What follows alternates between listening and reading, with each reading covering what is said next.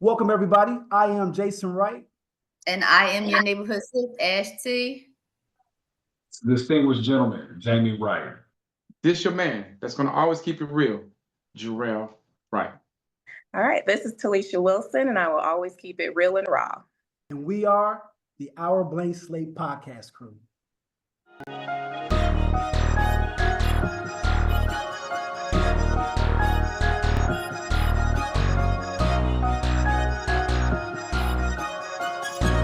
Welcome back. We have a new member to the team right now, a new member to the show. You know, we always, I know you've seen us take a small hiatus again, and we wanted to make sure that we always have at least three of the good-looking hosts, up here so that you can see us. All right, so we've added an additional team member to make sure that there's always at least three of us on here. All right, so I'd like to present to some and introduce to all Miss Talisha Booker. Hello, you guys. I'm Talisha. Glad to be here. That's what's up. Hey, Talisha is a single female, so she can help us with a single female perspective. All right, so we haven't had that on the show, so definitely glad to have her a part of this team. All right, Real and raw. Be ready for it. Let's do it. Oh, let's get it. Definitely. Hey, so before we get into the topics, man, I know this is a sad subject for Jamie and I believe so Jarrell. The Lakers getting swept over the weekend. I didn't have nothing to say. I just wanted to hear what you had to say, Jamie. What excuse was you gonna come up? No, I didn't mean excuse. What did you have to say about the Lakers getting swept? You wish Jordan could do what he did at 41, move from being the number 3 option by his own preference to now saying I can run the show and do whatever you need to do. So you're not even gonna talk about what he did to Houston, about that single-handedly dismantled the team by his damn self. So I like the way you just sweeped over that. 41 years. He did a good job. He did a good job against Houston. 27 points per game, a major statistic. That's how I put it. He have enough firepower.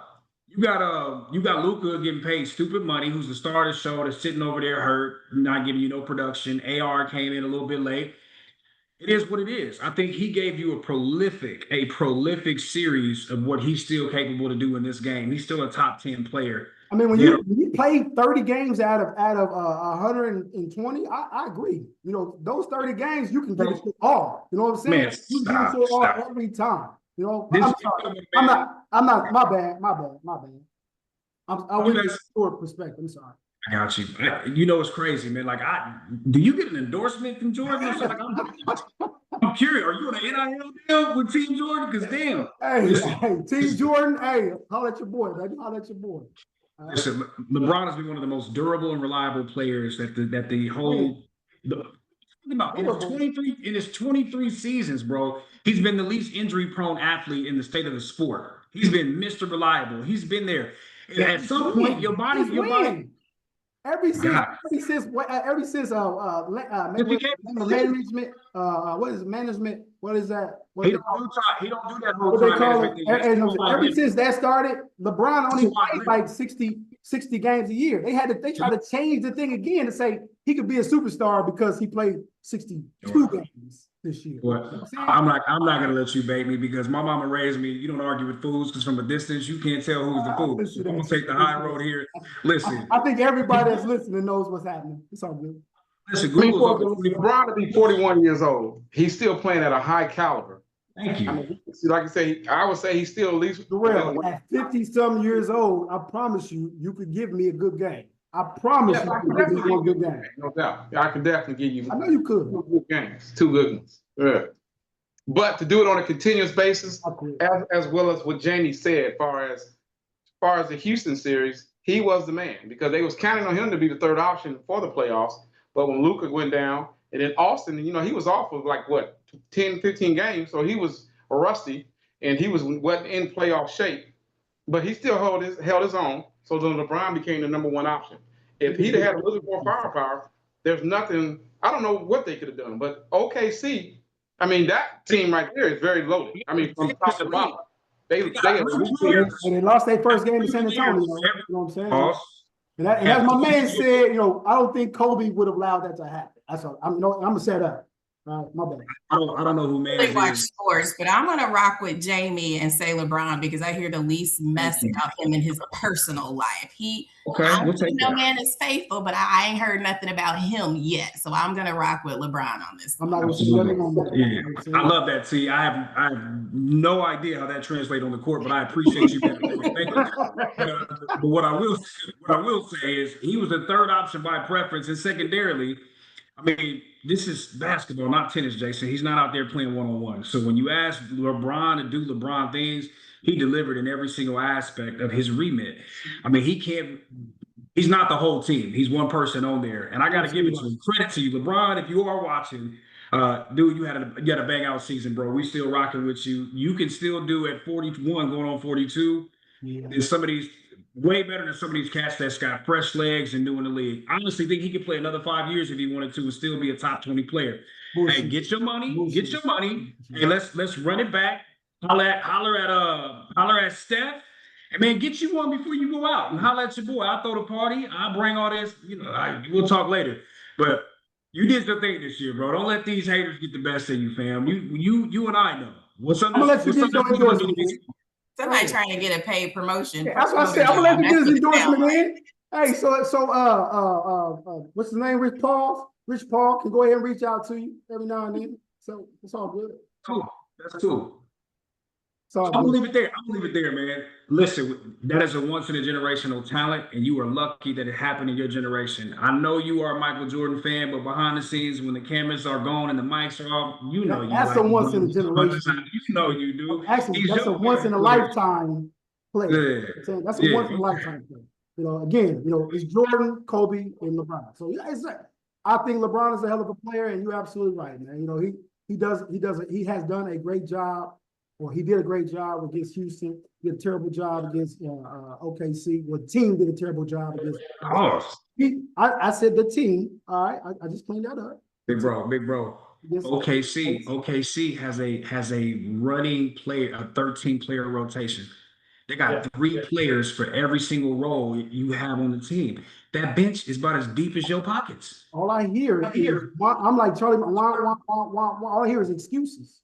All right. So, I mean, OKC is a well put together team. I mean, from top to bottom, they have put that team together. They've done very well in the draft, as well as very well with the trades.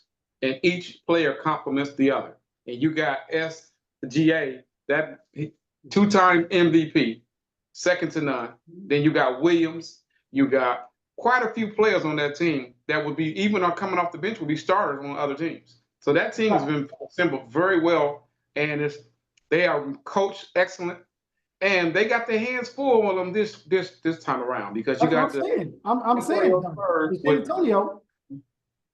Wemby is the truth. He's the truth. He's 22 years old, 7'5", had 41 points, 24 rebounds, and 3 blocks in game 1.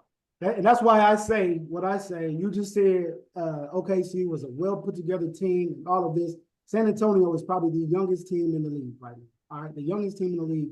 And they'll probably win this series. Okay, so I'm not discrediting anything that LeBron did, against Houston. All right. Again, when you only play a third of the season, your legs should be fresh for the playoffs. All right, that's all I'm saying. All right, but I digress. But I'll keep moving forward. All right. So you know what I'm saying. We're gonna jump out of that. I don't hurt Jamie's feelings already. So you know what? I'm gonna be quiet and I'm gonna go ahead and ask the questions. All right. The first topic of the day is, what is something, and my ladies, I want to ask Talisha this first, you know what I'm saying? So, what is something sexy to you that is not physical? A man who just does what needs to be done without having to ask or point it out. I like a man who sees a need and just takes care of it. No questions asked, no reminding, no begging, no nothing. But I'm one of those women who finds a lot of non-physical things as super, super attractive. I like a man who will just get up and do what needs to be done. Consistency is a huge turn on. don't just fake the funk for a little while to get what you want. Be that person you say you are through and through. A man with self-control, because Lord, Jesus, Joseph, and Mary, as a single woman, this day and age, men have no self-control. And it is the most frustrating part. And What do you mean by that? No self-control. What do you mean? No self-control. I am talking mainly about they want Mary, Anne, Jane, and LaQuisha. They want every flavor of the rainbow, and they will lie through their teeth to get it. When you can just be honest and say what you want. Hey, Jamie, what you say? Black men don't cheat, so you must be Black talking men about don't cheat. other Yeah, people. Lies. Y'all all cheat. Even a good man is still just a man. You just have to pick the one that makes it worth putting up with his bullshit at this point. What do you take care of and cross off the list? No. With a very wide brush right there, Talisha. I mean, we're not monolithic, so to group us all into that, I would at least leave some room for, hey, there are some good ones out there. Don't get me mistaken. There are levels to it for sure. There are definitely levels to it, but I have, in my experience currently over the past couple of years, there are men that you could not tell me were not top tier, took care of their home, had good jobs, amazing fathers to their kids. But you know what? All I have to do is throw in that little black dress that I wore Saturday, and I bet he's in my inbox at some point or another. He's a good man, but is he still a man? Absolutely. And is he gonna throw it out there to see if I'm gonna go? Absolutely. Hey, so you know what? We're gonna talk about a little bit of that self-control in the next topic. So I'm with Jamie though. I'm like, man, you know, that is a wide brush, you know, to say we're all. There's different brushes for different textures. Let's clarify that. There's levels to this. I like how she said all she got to do is throw on that black dress she had on Saturday. I'm just saying. He gonna go. he go. He gonna get curious. He gonna go for sure. I'm smelling a lot of confidence on this line right now. Just self-control. Can you handle being in a committed relationship without being disrespectful? I understand there's not going to look, because I'm the type of woman, if I see a pretty woman and I am very, very straight, I'm going to be like, babe, do you see she bad? I'm not insecure like that. I don't have that problem. Guys will go take it to an extreme. Not all guys. Guys will take it to an extreme and will cross that line and be disrespectful. Do you have self-control? Can you glance and not stop and turn around and look while you're holding my hand? Can you check a nice shape without staring 2 to 10 seconds too long and being disrespectful? Can you go out with your friends and still come home at a reasonable time and not be wasted and not get yourself into a situation that I'm going to hear in the streets and might be twisted and turned the next day? Can I trust you to have some self-control, whether you're with me or whether you're not, so that when I hear those stories in the streets, I can be a my man, not him, he didn't do it type? Or am I going to go, you know what, that sounds like his ass, and he just might have did that? You know what, Talisha? Welcome to the show. Because it sounds like you need to hang around a different group of men. And I think you're in the right place. No, I mean, this is every level of men, though, from the group that we grew up with to I am a woman who likes a mature man, to a nice mature man who's been there, done that, and appears to have it together, to a very well-off man who can afford to do anything he wants. And usually they will, is my experience. Now, I'm not saying that is every man is bottom of the barrel and just a dog. I am saying that even a good man can be put in a position where he's able to choose. Will he choose right? I like that. We're going to talk about that in another episode too. I like that.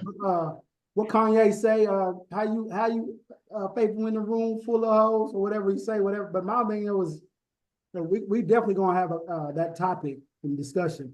And the next topic right now kind of goes to that, some of that self-control as well. So we'll definitely get there. All right. Well, hey, you know what? I will pass it over to I'm gonna pass it over to Jamie. What's sexy to you that's not physical? Wow, what I find really sexy, I had to put the deep voice on for this one. I was like, did y'all see that little change up? What I find, and it's crazy, and it's three things, man. What's so sexy to me is eye contact. I love it when a woman looks at me in her eye and she's like staring into like the windows of my soul and she can connect with me deep. That is such a turn on. And if they bite their lip, you know what I mean? Periodically when they talk, it's so sexy to me. I also like a woman who knows what she wants and is direct. You know what I mean? The confidence. Yeah, I like that confidence and just say it straight up exactly what you want. That is a turn on for me, seriously. And there's no games. And I could play I have a playlist of things that I find sexy. So I'm trying to truncate this to three. But I am one that is I'm very intentional about how I present myself to the world. And so what I like about a woman is her presentation. You know what I mean? Like that, they took the time to where they put themselves together, and it's just the small things. Like I'm very observant. I got 40/40. That's better than 20/20, and I see really well. No contacts or glasses, and so I pay attention to the small details, and I just find that very, very attractive. And if I could just boot onto that, it's not another one, but it's an add-on. I love a woman's aroma, right? Just what the perfume they have on and the smell that they create and the vibe that greets you before they even immediately in your presence. That is so sexy to me. Like I love that. All of the above. I'm not even getting into the physical things or the attributes that may pique my interest, but those things alone, man, that drives me crazy. That's what I'm saying. And my thing is we said what was not physical, so I got you. All right, Yeah. cool. Well, Jamie hit a lot of mine on the head. One thing that I find to be extremely sexy but not physical is confidence. I love that. I love a woman that knows exactly what she wants, is not ashamed to tell you what she wants, looks you dead in your eyes and tell you what she wants you to do. You know, I love that about her. I love a person that is, like I said, exude confidence. I love a woman who's feminine. I love me a feminine woman. I don't want no alpha woman. You know, I don't want a woman that want to go toe to toe with me and give me masculine energy. So I love a feminine, confident, smell good, as well as kind of quiet demeanor woman. I don't need nobody loud and boisterous. That's what I like. And I like that eye contact as well. So I like confidence. I like femininity. I like nurturing. And I like that quiet confidence. Those are the type of things that I find to be extremely sexy, as well as someone who knows exactly what she wants and is not ashamed to tell you exactly what it is. Shit, I mean, y'all can sit all my shit. I mean, like, I was I thought I had something else. Anyway, well, I mean, I guess mine, I just add on to it, just from the standpoint of, and kind of repeat just two things out of what you said. Everything both of y'all just said, but I would repeat, man, I like a woman that's intentional. All right, I think a woman that's intentional about you, sexy as hell, you know, and you know, she's thinking about, you know, she's thinking about the date. She's thinking about, you know, what you're wearing, how she's gonna compliment you. She's thinking about, I don't know, your next day at work. You know, she making sure that she had that right shirt for you. Hey, I'm telling you, baby, you got the CEO coming. Here, this is what I want for you tomorrow. Blah blah blah. I mean, someone that's intentional. All right. And then lastly, everything y'all said again, but man, I love a direct woman. All right, you know what? What's that song Drake came out and said, girls can't say that when they want it or whatever, you know, no, yes, they can. All right, they can say it now. This is 2026. They can say it and we want to hear it. Like, we want to know that. Like, if you want it, tell me. That shit is so sexy.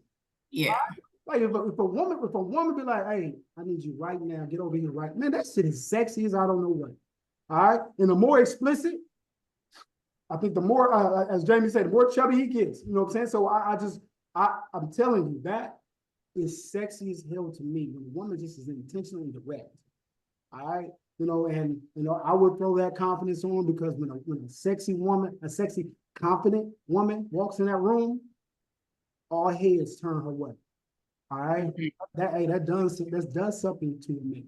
All right, so I think those are probably the 2-3 things that really just grab a hold of me. That again, it's not physical. That's not, you know what I'm saying. I'm not talking about how sexy her lips are. I'm not talking about how sexy she is or the shape. I'm saying it's an aura, how she carries herself. Exactly. Yeah. Exactly. Yeah, because I to kind of lead on to that. Personally, most of what I find sexy isn't physical at all. It's more about how you make me feel. Exactly. I want to feel seen and understood. I need for you to make me feel that you have considered me in the day to day. Exactly. You can line up my exes and see that I don't really have a physical type. None of them have anything in common, but it was more about the emotional connection. And they made me feel special and separate from anyone else in their life. I felt like I was a priority. I felt that they really considered how their actions would make me feel. They went out of their way to be, the word you guys have used, intentional. But I also realized that part of that is because I had daddy issues for a long time too. But the other answer to that is I needed you to see me and make me feel special and one of a kind. But men want that same thing too. You're gonna hear this. I promise you, I'm gonna say this all the time. You know, when we get into these conversations, but a man does not care about having the most beautiful woman in the world. He cares about having a woman that makes his world the most beautiful. That's what a man wants. All right. We don't need the most beautiful woman in the world. We need the woman that's gonna make our world the most beautiful. And that's what a man wants. I'm telling you, you get a woman that make a man feel like a king every day, I promise you, she beats out any woman that throws herself at him any day of the week. Men are greedy. You want that woman who puts you first and makes your life easy. Some men. That you will wife her, but you also want that bad bitch to be on IG. And when she walk into a room and everybody's looking at her, most guys want both. But my thing though is I want that woman to be the same woman that walks in my room. You know what I'm saying? I want that. I want my woman to be a woman in the streets, but we know what, a freak in the street, in the sheets. Absolutely. Absolutely. So one thing I meant to say as well is I need a woman who is financially sound as well. Let me explain that to you. It's very important. This right here is extremely important. You can have a woman that look like $1 million, but she don't have a pot to piss in or a window to throw it out of. She's going to be all up in your pockets every chance you get. When a man does not want to have to get with a woman, and every time he gets with her, she's a bill. Every time. Every time I see you, I know I'm coming out $300 or $400. Every time I see you. No man wants that. No man. And yet, a lot of women don't understand that. You have to differentiate yourself from the herd. Every woman wants a man to buy them a Gucci, Louis Vuitton bag and red bottoms. Every woman wants that. But what a man wants is somebody that can buy their own. You know, and when a woman women that don't ask for shit get the most. And women need to learn that. Oh, they need to learn that bad. When you don't ask for it, you get the most. But every time a man sees you, you asking for this, and that. Man, don't nobody want that. Right. So confidence got to be financially sound. And I ain't saying that as far as you pay all the bills, but you got to be able to pay your own. You have to be able to carry your own weight. Well, I mean, you know, so that's that. I'm gonna let Jamie been holding on for a minute, but you know, so you just talking about that independent. You know what I'm saying? Remember the Jamie Foxx thing, that independent woman. You know what I'm saying? So I get that. But my thing is, I used to tell my daughters, you know what I'm saying, all the time, hey, that man take you out, you know what I'm saying, 3 times. Hey, that 4th time, you pick up the bill. You know what I'm saying? That's gonna shock the hell out of him. But it's gonna make him be like, okay, I got me a real one. All right. Yeah, so, she stands out. She differentiates herself. She ain't just coming out for me to spill on everything. You know, so I always tell her, hey, listen, he may take you out, but that 4th time, you pay the bill. You know, hey, you know what I'm saying? You can go 2 times, he paid. Then that 3rd, you pay the bill, whatever. But you know what I'm saying? It has to be a shared thing to Jarrell's point. If every time you look at that woman and she's a bill, you ain't gonna want to be with her all the time. Oh, not at all. I'm sorry, Jamie, man. I know you've been trying to talk, man. I had the producer in my ear. I was like, was there another question? I thought we was talking about what was sexy. Yeah, well, it got moved over to a different well, somebody being sound is sexy to me. Are you good? And that's not physical. That's not physical. That's true. That's true. I'm gonna chime in there though, and I'll maybe try to book in. I'm gonna chime in the conversation. I agree with you, brother, but I'll direct it back to what I find sexy, and I think it was surrounding that intentionality. And I've had this done for me. I don't know if you all listen to it. It's a gentleman named Usher Raymond. Maybe you heard of him. He has this song out on his CD called Raymond versus Raymond. It's called Trading Places, right? and the woman switches and she plays the role that a man normally does, right? She come and pick up, she's waiting on the dude to come out. She's made the plans and arranged dinner and all the other things and open up the car doors and whatnot. I'm not asking for all that, but I do think trading places is sexy at times, especially when you are dating a gentleman who's chivalrous, courteous, and respects the chastity of womanhood and treats you like a lady. And for you to reciprocate and showcase that, it doesn't have to be all the time. I think my brother said it best: surprise him. Flip the script on him and trade places one day and call him, hey, look, I put a button up in a suit and some shoes in your closet. They're hanging up on your door. I'm coming to pick you up in 30 minutes. I need you to be ready. And I want you to put on such and such cologne. Don't ask no questions. I got you. That is, I'm turned on right now. I'm ready to go. You know what I mean? Exactly. You are that type where you just handle business and you are intentional. I really enjoy. I definitely, in my experience, have made the phone call, put that cologne on I like, and put on that shirt that has this collar that's this color, and come to the crib. But my thing is, I am sort of still old school. Let me cater to you. Let me feed you because, baby, I cook like your granny from down south. Come and let me pour into you. I'm going to have your favorite little cognac or whatever you like because by now we locked in and I know what you like. I'm making that meal, baby. Put your feet up. Let's watch this movie. Let me rub your belly after you done ate. And let's just chill and relax so I can smell that good cologne and rub that dad belly. I like that. That is a turn on. Getting your alpha man to let his guard down and just relax. Because if I can feed you and make you fall asleep sitting next to me, baby, I got you. We in there. We locked in. That's mine. That's mine. And that's sexy as hell.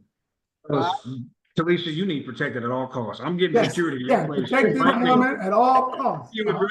Everybody in Anderson, I want to make sure nothing happens to this woman. Ever. Oh, trust me, you ain't got to worry about nobody in Anderson because I'm a leaver. Let me get one too many red flags and I'm out. I have no problem ignoring and acting like I didn't know you. You a piece of glass and I'm seeing through you. I am a leaver now. That's what's you are a national treasure, and we need more like you. Please go and disciple. Teach people your ways.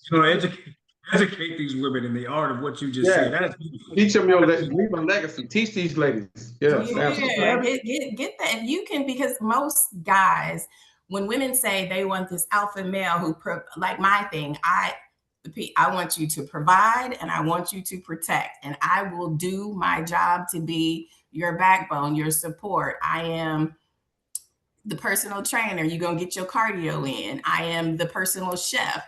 I am the executive assistant. I am the house manager. You don't have to worry when you walk through the door. You need me to set up your schedule. I know you have this going on, so you need this and this done from the cleaners. I got you. If you're really good, I'll even do your laundry, and I don't do nobody's but my own. My kids even grew up doing their own laundry. But you have to play your part so I can play mine, because if I have to step in and start doing all of these alpha things, now I'm part of the alpha role, and men don't like that. Then you're being disrespectful. You want to wear my shoes. No, I want you to wear them, but I also am not going to live less than a life than what I choose to live. And if you can't help provide that, I'm going to step up and do it myself, because I'm not waiting on anybody to do it, which means I'm better off by myself. But baby, if you are taking care of home and doing what you're supposed to, you will have no worries. Some men get spoiled and they take advantage of that. They get too comfortable and too used to it and stop doing all of those things. We're going to get you into a new men's group. All right. You with the right men right now. Honestly, who have you been talking to have been the wrong people. So, all right. So we're going to make sure that we get the right guys. I've talking to have left me in trauma therapy. Yeah, we're going to make sure we get the right guys around you. All right. My producer said we got a book in this. All right. I'm sorry we went over a little bit of the time for that. But we'll go ahead and move into the other. But man, Talisha, thank you for some of that. Ladies, take notes. You know what I'm saying? Hey, fellas, take notes as well, because I'm sure the woman likes the same thing as well, man. So hey, man, there was a lot of good. But I hear a lot of men do lack that consistency. They do get distracted. They do. They get distracted, and men, y'all got to do better. Y'all definitely got to do better. Yes, because it makes a I'm difference. gonna say we. I'm gonna say we. I got a part of that. Never mind. Anyway, so we're gonna move on to the next topic. All right, the next topic. All right. Hold on. First, from the standpoint of, ladies and gentlemen, if there is anything that you see or that you think of that is sexy, that is not physical, hey, put it in the comments as well. If we haven't touched on it, put it in the comments as well. We'd love to hear what you have to say. All right. All right. Our topic number 2. Man, I was watching a show the other day, man, and this dude got into trouble. With, I'm gonna say, he got into some trouble, and he was drinking. All right, and so he knows they had, these couples had this big talk or whatever, and I was just like, man, this is the dumbest shit in the world. So I was like, you know what? I want to bring this topic to this group right now. All right, is alcohol an excuse that is justifiable to be excused? All right. Hell no. So We're not. I'm just saying, hey, my thing is An excuse, you yes. get a lot Justifiable, no. you get a lot of men, you get a lot of women, you know what I'm saying? If you really love that person, they're like, man, I was drinking last night, one thing led to another, you know what I'm saying, blah, blah, blah. So that's the question right here. And I'm gonna let Rail start this one up, because Talisha, you're gonna come second. But and of course, jump in when you want to, but Rail, is alcohol a justifiable excuse to cheat? Alcohol is an excuse, but is it justifiable? Absolutely not. Did you forgive someone? Is this something that you would forgive someone, whether you're married, dating, or whatever? Is that something that you would forgive someone for? Like Jamie Foxx said with that song, blame it on the goose, blame it on the alcohol. Is that something that you can forgive someone for? No. I mean, what I mean by that is, if a person is going to take accountability, and don't sit there and try to blame it on the alcohol and just say, hey, I messed up. I'm human. I messed up. We could talk about it, or could possibly talk about it. But you couldn't sit here and say, well, because of the alcohol, that made me do it. No, that ain't what made you do it. Alcohol is a sober man's thoughts. Basically, that gives you the liquid courage to be able to say what you want to say or what you want to do. Mm-hmm. So if you were thinking it and you had the desire to do it, alcohol will lower your ambitions to go ahead and fulfill those desires. It was your courage to cross the line. Give you that courage to cross the line because you wanted to do it anyway. You was thinking about it anyway. So all the alcohol does is just lower those inhibitions and lower that threshold and give you that liquid courage to go ahead and fulfill whatever you was wanting to do in your thoughts anyway. So is it justifiable? Not at all. Because you wanted to do that. You just now you're trying to use alcohol as the excuse. She got a little what's that, city girl in her, and she was dancing on a few dudes. It's on video, blah blah blah. All right, it ain't her having sex. It's her wilding out. You know what I'm saying? Blah blah blah. You still going with that answer? Not at all. I'm not cool. I'm not cool with that at all either. Again, all the alcohol did was gave her the liquid courage to do what she always wanted to do anyway. So again, when they say with alcohol, when people say things, they be like, I didn't mean to say that, I was drunk. Oh, you meant it. You just didn't probably mean to say it without that filter. Normally you have to put a little filter on it, or you might not say it at all. But you were thinking it, and you meant what you said. Because alcohol is the true serum. Mm-hmm. People don't lie when they drunk. People do not lie when they drunk, ladies and gentlemen. They tell you the truth when they drunk. But when they're drunk, they don't have no filter. So now they're telling you exactly how they feel in the way they felt it. So then when they come back and sober, I didn't mean that, I was drunk. You meant it, every word of it. You probably just didn't mean to say it. Or didn't mean to say it the way you said it, but you meant every word of it. That's so right. Is alcohol, is it justifiable? Absolutely not. Is it an excuse? It's definitely an excuse, but it's definitely not justifiable because all alcohol is, and when people say stuff or do stuff, those are sober people's thoughts that they wanted to do anyway, but the alcohol gave them the courage to do it. That's it. I'm with you. Right? My thing is, right, we're going to come back around. We have been in this discussion, so I'm going to pass over to Talisha real quick. Okay, so I totally agree with Jarrell. It is not a justifiable excuse. It is an excuse, but there's no justifiable reason when you could just leave as opposed to cheating. And you're speaking from someone who has been on both ends. I've been cheated on and dogged out in the most disrespectful ways. I found out about it later. And you know what? I cheated.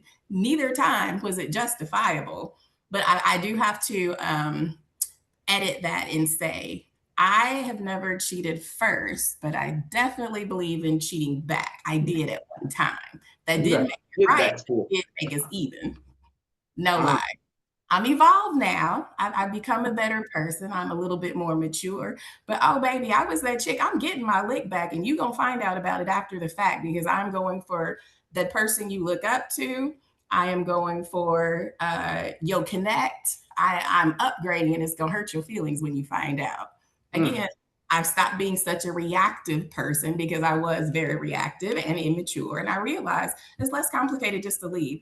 So when I find out that you have crossed that line and you're using alcohol as the excuse, which is even worse because, like Rel said, you did it because you wanted to. The alcohol was just you forgot to turn on that filter. It lets you go ahead with them raw inhibitions. You wanted to do that in the first place. And if you want to do it, please feel free. Don't let me stop you from living your best life, but you're not going to do it with me. I feel that though. Hey, but your lick back. We're gonna talk about that in another. I get my lick back. It's definitely gonna be another topic we talk about. All right. I ain't gonna say that about today. All right. Ice Cold, where you at, man? Where you at? I don't think any reason is justifiable to cheat, alcohol induced or not. But what I will say, you all have Fire Sticks, right? A friend of mine has a Fire Stick that's jailbroken, right? So it can open up a bunch of different apps, add up a bunch of other stuff to it. This is how I view that topic. Alcohol, it allows you to jailbreak whatever restraint to resist temptation. And it can cause you to do things you wouldn't do characteristically. That I will give alcohol the premise. And so traditionally, you're a person that may be tempted.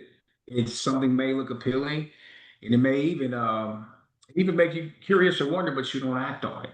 You know what I mean? You've got your defenses in order. You've got your conscience and your you know what they used to have, like a governor that can control how fast you go in a car. Mm-hmm. That's kind of what it is. It's your sense of restraint. And then alcohol, what it can do, it can trip that along. It can lower your defense mechanisms.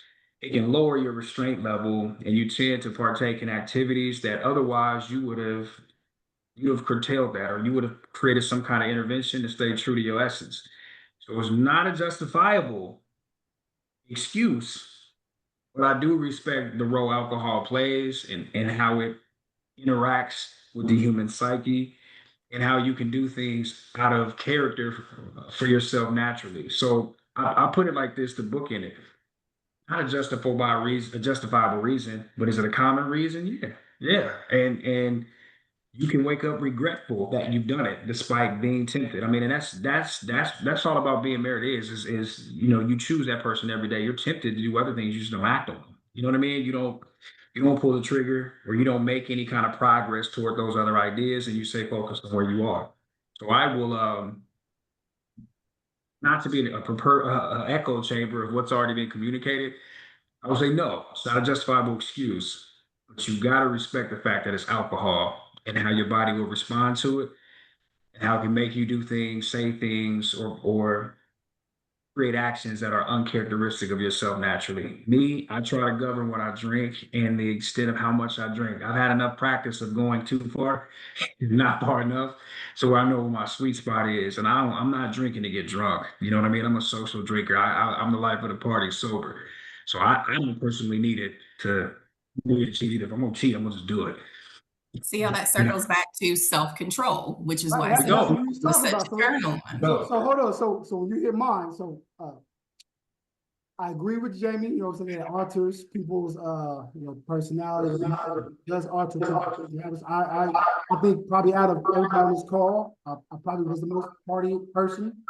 So I've had that opportunity to wake up, the next morning with a couple of regrets, a little bit, you know what I'm saying? But none of the nature of cheating, because to me, Jarrell said it, the best. You know, as they say, hey, a sober man thought. I mean, what do they say? A drunk man words are a sober man thoughts. All right. You were thinking this. You wanted to do this. The alcohol just gave you liquid courage. All right, because I think we give alcohol way too much power. All right, to say it made me cheat. All right. All right, so listen to this. I probably know y'all eyes looking right. I'm looking at me real quick. Check this out. I promise you, you're gonna feel this. It doesn't make you be who you're not. All right. You know why I say that? As I said, I'm the most parties person here. All right. I done got fucked up a lot. But I ain't never woke up and said, man, I fucked the shit out this dude last night. Man, I can't believe this. Ever. Ever. All this shit ain't never happened. In the history of getting messed up, that shit ain't never happened. Because exactly. All right, if it was in me, alcohol would have, man, I'm getting a little passionate on this shit. I'm like, you know what I'm saying? If it was in me, the alcohol would have lessened my defenses and I'd have done that. But no, I ain't never done that. All right, so because it ain't in me. So to Jarrell's point, right? You wanted to do it. You just use the alcohol as the excuse to do it. Yeah. But I'm sure you woke up next to a woman and you were like, what the hell was I thinking and drinking last night? What happened? But you know, yeah. I assure you, you know what I'm saying? Hey, you know, maybe high school, college, I had some, I had a night like that before, but it was with a woman and not a man. All right. And then I wasn't cheating, so it didn't matter. You know what I'm saying? But that's my whole thing is like, it's got to be in you, man. If alcohol is not the excuse. If you want to cheat, alcohol is that excuse for you, for your partner to be like, okay, I can look the other way or maybe. But to me, it's got to be in you for that shit to happen. Because again, I ain't never woke up the next day like, man, I woke up with this dude in my bed the other day. That shit ain't never. I do believe that alcohol will turn off your conscience and allow you to make decisions that you wouldn't sober, but I don't think that it is a flat out justifiable excuse just to go do whatever the hell you want to do when you want to do it. Yeah. Like I said, it has to be in you. And all the alcohol does, like Janie said, and it turns off that governor and then allows you to go ahead and get the courage to do what you wanted to do anyway. Definitely. And Jay, I don't know if you remember when I sent you that. I think I sent it to you and Jay. This guy had woke up. He had been drinking, and he woke up and had this woman laying in his arms. She wasn't the cutest thing at all. So he's like, oh my God. He made the face like, well, who am I sleeping with? So he tried to sneak out. He done got his clothes and tried to sneak out. And he going downstairs. He look over and see a picture, and this is his wedding picture. He at home with his. His son said, Dad, where are you going? Now he's trying to sneak out of his own life. Hey, that shit was hilarious. It was hilarious because he's trying to sneak out like, oh my God, who did I just sleep with? And then as he going down the steps, he see a picture. This is his wedding picture. And he married to that woman. That's hilarious. It is funny, yo. It's funny. Then his son told me, Dad, where are you going? You know, I turn back around and go back upstairs. It's hilarious. Again, you know, you could do some crazy things on alcohol, all right? But it's still got to be in your character, all right? So when people do stuff, you know what I'm saying, when they say it's out of character, it's some of the things that they wanted to do. They just did it on alcohol, you know? Well, let me add a caveat to that, and maybe I'll book it here because I think the producer's saying we're over time.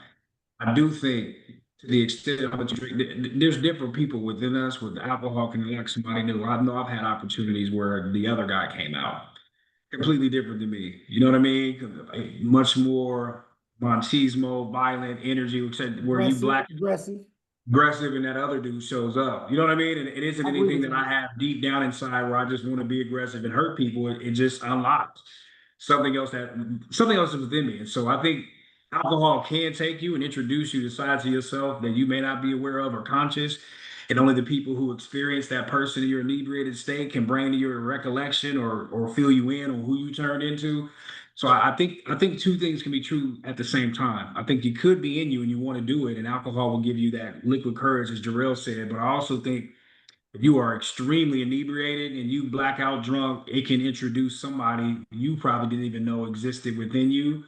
And you may be shocked of their actions and what they do. And it could be as far as the night is from the day and your belief system and how you operate. So be careful how much you drink. You never know who you may unlock.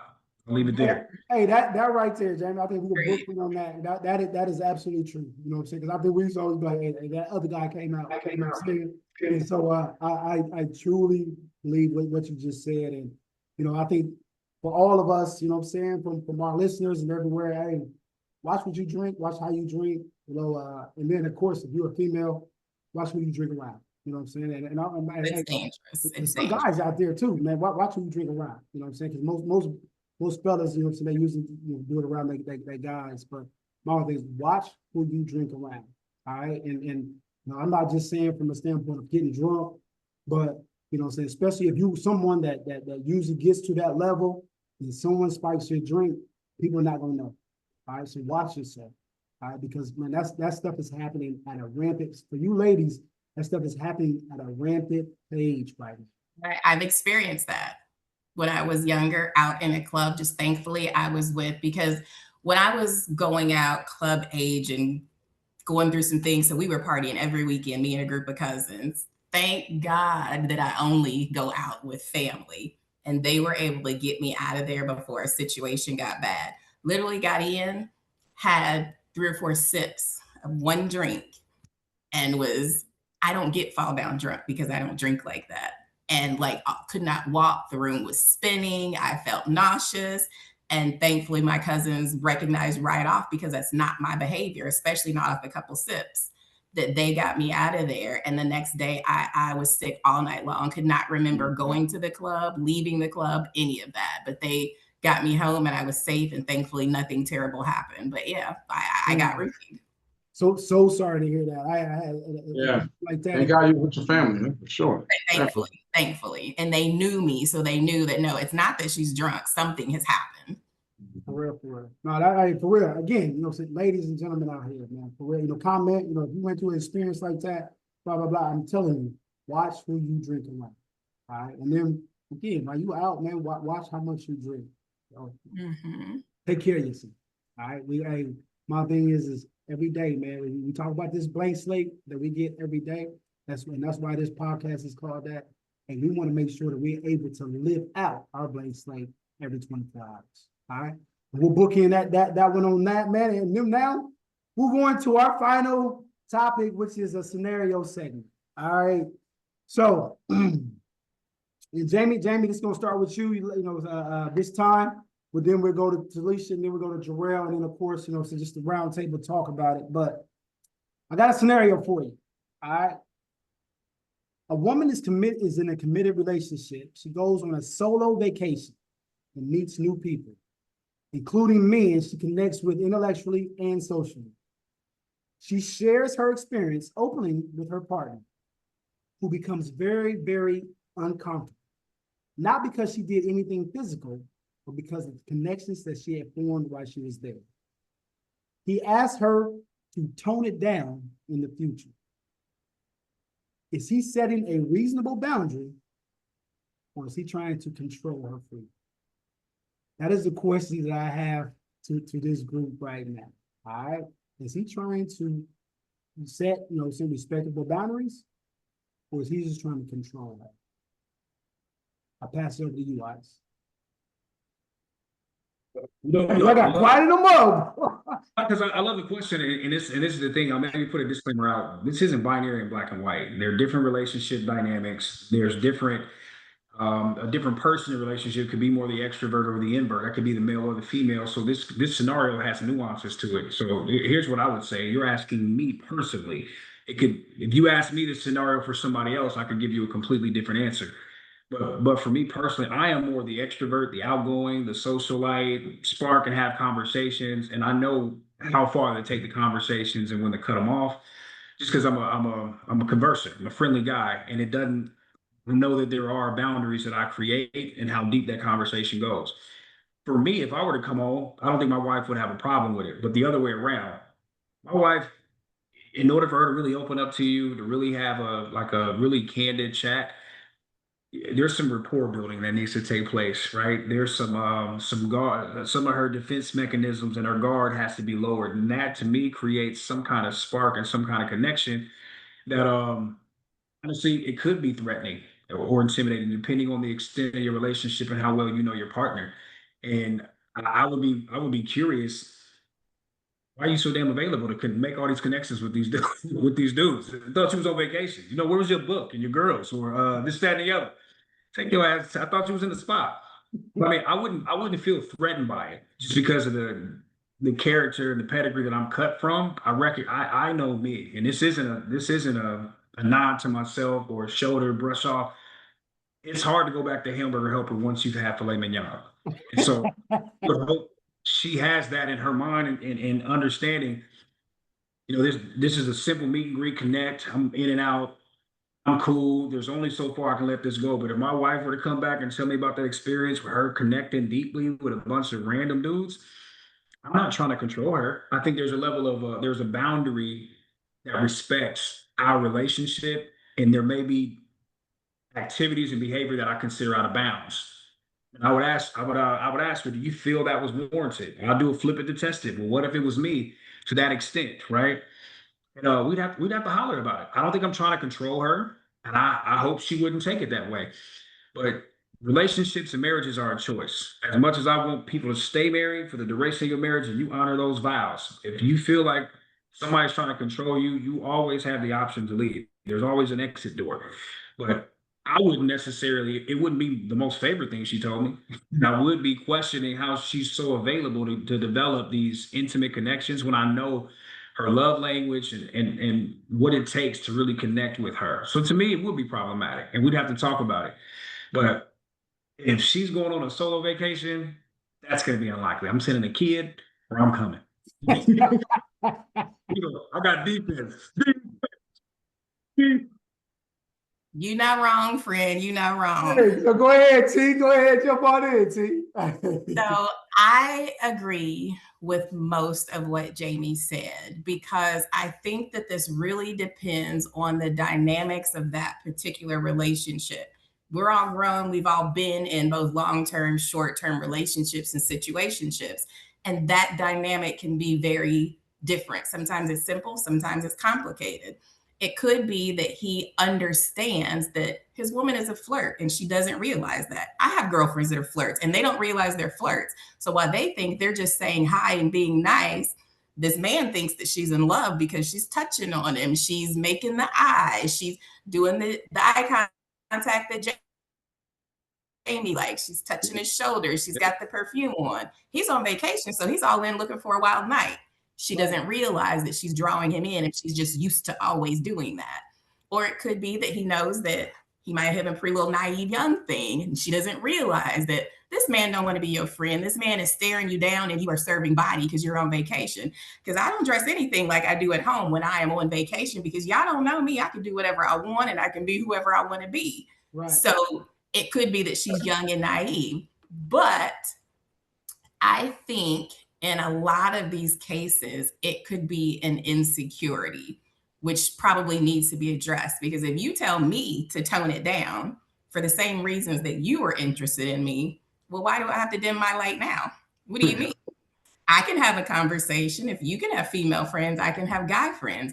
I'm not intentionally flirting. I'm not putting myself out there. But if I just come home and go, hey, I met this guy while we were on a girls' trip and we had a lot in common. We were able to talk about this. If I'm coming home to you and I'm being open about it, I'm an open book. I'm not leaving out part of the story. And sometimes that's to a detriment because now he's going, wait a minute, you said what? Y'all sat there for how long? And I full all out because I want you to trust that I know how to handle myself when we're not together. But I do believe there should be healthy boundaries in a relationship. And for me, one is I'm coming home and I'm telling it all. Whether you like it or not, I'm going to tell you and we'll discuss what bothers you and figure that out on the back end. But it could be a control issue due to insecurity.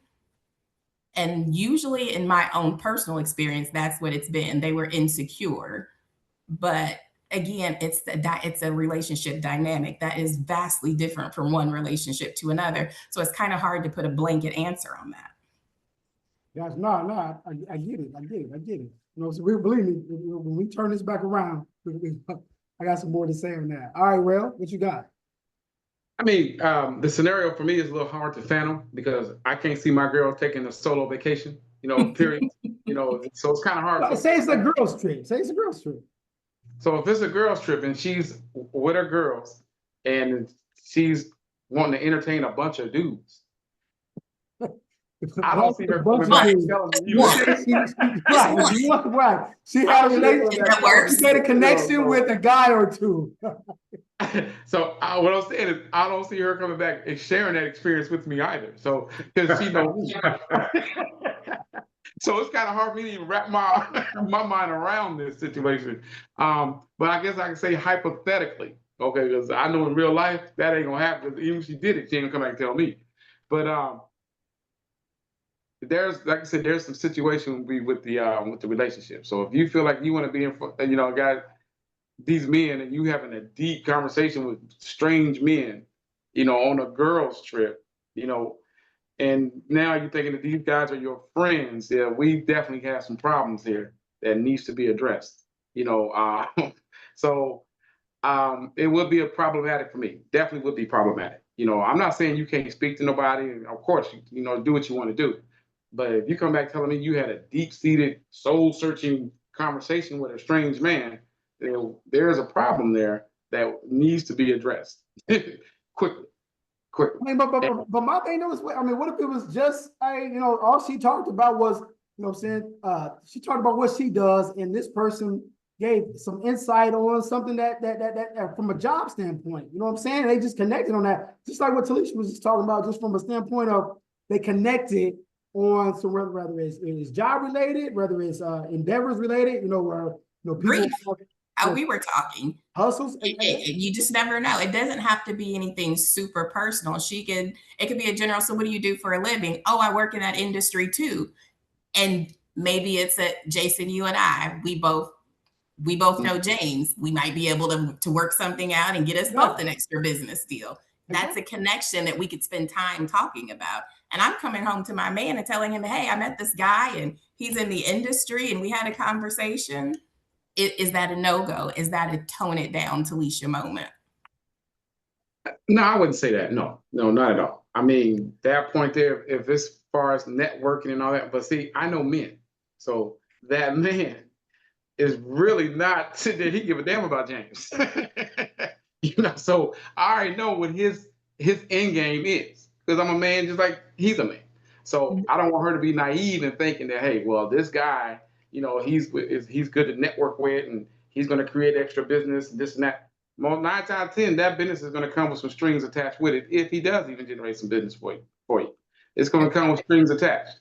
You know, that was my point with he might know his woman a little better, and he knows how men think. While she thinks it's innocent, and we made the business connection, and he's going, I saw what you were wearing in your pictures that night that you're saying you met him, and trust me, he was not thinking business when he was having that conversation. I feel that. Exactly. I can agree with that. Yes. So that was a good taste, man. That was a good taste. I just, you know, Rail, you know, I'm gonna always be that antagonist. What's the problem? Because everything. I agree with you how men are, but you know, everything ain't always about sex. You know what I'm saying? I just want everybody to always. Are you sure? Tell me more. Tell me why you think that it would be. You know what I'm saying? He's on vacation. Last thing he's thinking about is business. He went on vacation, so he didn't have to think about business. Exactly. So that's the last thing. And again, I know how I dress on vacation, so agreed. I mean, you know what I'm saying? Hey, what you had on could have been what interested him in the beginning. You know what I'm saying? But then finding out that, you know, there's a good networking opportunity, that could what boys grab his attention. Jason, step out of your corporate role right now. You see a fine woman in an itty bitty little outfit and she's serving body. You already are going to notice at minimum but then you actually have a 2-minute conversation and she's smart and witty and can keep up, tell me you're not drawn in even more. Tell me you're not thinking that the average man talking. We're going to talk. We're going to continue to talk. I agree. We will continue to talk. You know, and you're not going to do that thing that men do where you got the eyes and you're biting your lip, and instead of looking at her when she's talking, you're looking up and down. That licking your lips every 5 seconds. I think you still going to do that. I think you're going to do that anyway. Jamie's low, deep voice when you get ready to talk. Tell me you are not. Be I real. believe you're going to do that anyway. I truly believe you're going to do that anyway, because I put it this way, you know what I'm saying? At least I know, you know what I'm saying, us rights. You know what I'm saying? My thing is, regardless, you know what I'm saying, if I want you or not, I still want you to want me. You know what I'm saying? So, you know, I'm going to look good. I'm going to smell good. I'm going to do everything that I'm supposed to do in this conversation. Yeah, I don't know if I'm going to get into the deep voice like Jamie and shit. You know what I'm saying? I don't know if I'm going to do that, but, you know Lies. And you know what I'm saying? When I walk up out of there, I want you like, that thought's not going to cross your mind. I'm sure there's no action on it, but the thought is going to cross your mind. Oh, you can't say that right now. Never mind. Hey, glad I got you on the show. Glad I got you on the show. My computer, I had to take a quick commercial break, and I came back after those messages. But most men, some of the men that you're mentioning, maybe will be as faithful as their options that they have available, and as options. I totally agree with that. Accordingly, I say you talking to 3 gentlemen that can have options and choose not to. Like, it's not a thing. Like, I don't get thirsty for attention or thirsty for women that gravitate toward me, and I got to do something or I have to control it, because it is something I think through our single years, in our bachelor years, in our early marriage. I mean, it's something we had grown accustomed to. You know, we try to stay in good shape. We well dressed and groomed. We carry ourselves well. I'd like to think that depending on, you know, who you are and where you are in your life, if you're a female, you'll find one of us, if not all of us, attractive. So that's something we've had experience with before. And so it's not a big, I don't know what he gonna do. We got all these girls out there. I mean, they've been out there. You know what I'm saying? And they've been approaching. It's just me. It's nothing new. It's not nuanced at all. It's more this. I think that right there is a good way to go ahead and book it, this segment. Man, I appreciate all y'all comments on that one. I think, as we book in that one, I will go ahead and kind of close with, I feel like you get a little sentimental on this one. It's just like, love is often described as choosing someone, and I don't know. I think rarely we talk about, what that choice cost us. Real freedom means that, your partner could choose differently, but they don't. That's what love is, and that's what, partnership is. That's what marriage is your partner choosing you every day. You know what I'm saying? And maybe that's what makes love, some more powerful. Not that someone belongs to you, but in the world full of options, they continue to choose you without being forced to. I think that's what love truly is. All right, and I will end it on that. Okay. All right. So with that being said, man, hey, I'll let y'all give y'all shout outs, and I will end it with Jason's break point. All right, so we'll go ahead from my left on my screen. Go to Talisha. Shout out to you guys for inviting me. This was fun. I'm going to bully my way back on because Jason already got some topics, and I'm going to text you that I would love to speak my piece on and see what the team now say about. Yeah, hey, you on the team now. So man, every week, man, hey, y'all look for her. All right, we got Ash. Ash, prayers with Ash. Her and her family have COVID, so we want to make sure we prayers for Ash. But hey, you on the team now, man. So we looking for that. Hey, make sure you shoot me your topics as well. But we're looking for you to be a prominent, a partner on this show. All right. Gotcha. Appreciate the invite. For sure. Welcome to the team. Welcome to the team. Yeah, welcome to the team. Again, the topics that we had tonight, ladies and gentlemen, if you guys found those interesting and intriguing, feel free to supply us with your comments. And I always say this every week. You guys could have been anywhere in the world, but you chose to be here with us. And for that, we want to say thank you. And we hope that you continue to be with us week in and week out. because we're going to bring it to you raw and uncut, as well as we're going to always keep it real. Thank you. What's up? Ice cold? Yeah. First, kudos to my co-host, Talisha. You feel like a glove on this team. Good energy. We enjoyed having you. It was a treat, and we hope we can treat our audience with your presence again. So please don't go too far away. We'd love to have you back on. It is the intelligent, elegant, infamous Ice Cold. You can catch me on all socials at Dominican Poppy or at The Real Jamie Wright on LinkedIn, Facebook, Black Planet, and MySpace. This dude's still saying MySpace Black. Dominican Poppy.